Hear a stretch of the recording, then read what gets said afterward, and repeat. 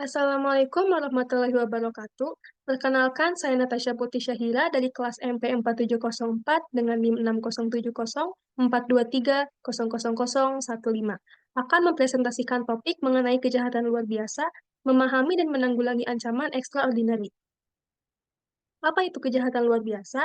Yaitu suatu perbuatan yang dilakukan dengan maksud untuk menghilangkan hak asasi manusia dan menjadi yurisdiksi peradilan pidana internasional atau pelanggaran berat suatu negara yang menarik perhatian dunia internasional, serta dapat dijatuhkannya hukuman mati terhadap pelaku kejahatan tersebut.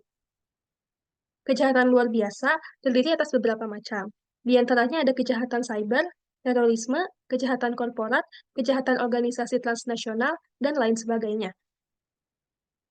Yang pertama, ada ancaman kejahatan siber, yaitu suatu tindakan kejahatan yang berkaitan dengan komputer maupun perangkat jaringan, biasanya dilakukan secara online. Kejahatan siber memiliki beberapa dampak dan risiko, di antaranya pencurian identitas, penipuan finansial, bahkan spionase industri atau suatu kegiatan terselubung seperti pencurian rahasia bisnis dengan menghilangkan, menyalin, atau merekam informasi rahasia atau berharga dalam sebuah perusahaan.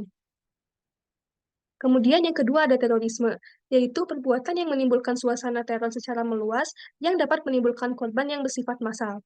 Terorisme memiliki beberapa faktor pendorong, di antaranya karena pemahaman keagamaan yang tidak lengkap, kemiskinan, pergaulan yang salah, pengangguran, masalah kenegaraan, hingga ketidakadilan dan ketimpangan. Selanjutnya kejahatan korporat, yaitu kejahatan yang diperbuat oleh para pegawai dalam korporasi. Contohnya menggelapkan dana atau uang perusahaan guna memperoleh keuntungan tertentu. Kejahatan korporat memiliki beberapa karakteristik, di antaranya terkait dengan bisnis, korban yang meluas, kesulitan menentukan pelaku dan penuntutan, hukum bermuka dua, dan status kejahatan bermuka dua. Kemudian terdapat langkah hukum dan etika mencegah kejahatan korporat, yaitu dengan diberikannya hukuman penjara, kurungan, denda, dan pelatihan etika bisnis. Yang keempat, kejahatan organisasi transnasional, yaitu bentuk kejahatan lintas negara yang dapat menjadi ancaman serius bagi keamanan dan kemakmuran global, karena melibatkan berbagai negara. Contohnya penyelundupan narkoba oleh Freddy Pratama dari Thailand ke Indonesia. Dampak dari kejahatan organisasi transnasional adalah memicu konflik perbatasan antar negara dan dapat mengancam stabilitas dan kedaulatan negara. Kemudian, terdapat upaya global yang dilakukan secara mendunia, yaitu kerjasama internasional, pertukaran informasi, sanksi internasional, dan forum internasional antar pemangku kepentingan negara. Yang terakhir, ada peran yang dibutuhkan untuk menanggulangi kejahatan luar biasa. Dari segi teknologi, dapat dilakukan pemantauan online, keamanan jaringan, pelacakan digital, serta pemantauan dan pemanfaatan sosial media.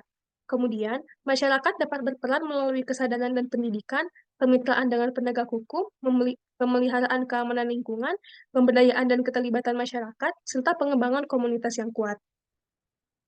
Sekian presentasi dari saya, semoga dapat bermanfaat. Mohon maaf apabila ada kesalahan. Terima kasih atas perhatiannya. Wassalamualaikum warahmatullahi wabarakatuh.